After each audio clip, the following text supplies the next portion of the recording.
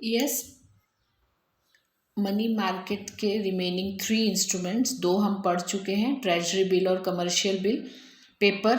अब है call money. Call money क्या है? कॉल मनी सबसे अलग है। अभी तक लोग थे और बैंक थे, वो आपस में खरीद रहे थे, बेच रहे थे। Call money is a inter bank transactions. इसमें 2 बैंक आपस में खरीदते और बेचते हैं मनी को। It is a method by which commercial banks borrow from each other for short term. Okay. Bank दूसरे बैंक से अपनी मनी की रिक्वायरमेंट पूरी करता है। इसमें 3 टाइप्स हैं। अगर 1-2 दिन के लिए एक बैंक ने दूसरे बैंक से पैसा लिया है तो उसे हम कॉल मनी कहते हैं। अगर 1 से 14 दिन के लिए लिया है तो उसे हम नोटिस मनी कहते हैं। अगर 14 दिन से ज़्यादा के लिए एक बैंक ने दूसरे बैंक से मनी लिया है तो उसे हम टर्म मनी कहते हैं। So call money is used for interbank transactions. आपस में बैंक एक दूसरे की मदद करते हैं। एक बैंक दूसरे बैंक से अपनी मनी की रिक्वायरमेंट पूरी करता है। Next is certificate of deposit. It is issued by commercial bank. It is also for short term period.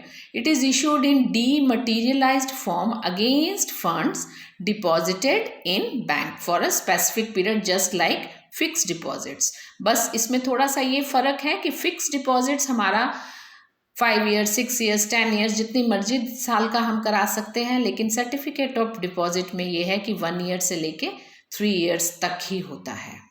Not less than 1 year, not more than 3 years। Depositors क्या करते हैं? सर्टिफिकेट ऑफ डिपॉजिट खरीदते हैं और they agree to leave a certain amount of money on deposit at the bank for a certain period of time, and in return bank pay interest on it. And last instrument of bank money market is commercial bill. वो है bill of exchange। आपने accounts में पढ़ा है bill of exchange। Drawer जो होता है, जो बिल ड्रॉ करता है ड्रॉई पे और ड्रॉई एक्सेप्ट करके उसको रिटर्न कर देता है, that is a bill of exchange. For example, किसी राम ने गोपाल से उधार में सामान खरीदा। राम ने गोपाल से उधार में खरीदा है तो गोपाल ने बोला राम को कि वो रिटर्न करेगा मनी, लेकिन उसके लिए वो एक रिटर्न प्रूफ चाहता है। गोपाल ने एक बिल ड्रॉ किया जिसमें ये मेंशन था कि राम ने उससे खरीदा है सामान, कितने का और कितने दिनों में देगा, और वो कागज पूरा लिख के उसने राम से साइन करा के अपने पास रख लिया। इसमें गोपाल है ड्रॉर, क्योंकि ड्रॉर इसने ड्रॉ किया है। गोपाल सेलर है, उसने राम को उधार में दिया है, तो राम है ड्रॉई। राम ने उसके कागज पे एक तरह से मुहर लगा दी साइन करके, उसको बोलते हैं एक्सेप्टेंस ऑफ बिल।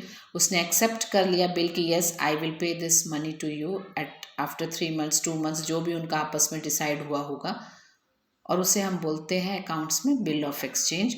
दैट वो भी एक तरह से बिल ही है जो 2 पार्टियों में एक्सचेंज हुआ है, ड्रॉर एंड ड्रॉई। ये भी एक तरह से मनी मार्केट का ही एक हिस्सा है।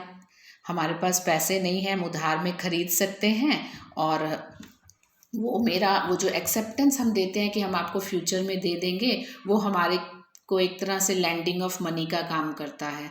हमारे पास पैसे ना होने के बावजूद भी हम अपनी रिक्वायरमेंट पूरी कर लेते हैं जस्ट एक बिल के through. So these are the instruments of money market. 5 instruments given in your book: treasury bill, commercial paper, call money, certificate of deposit, and commercial bill.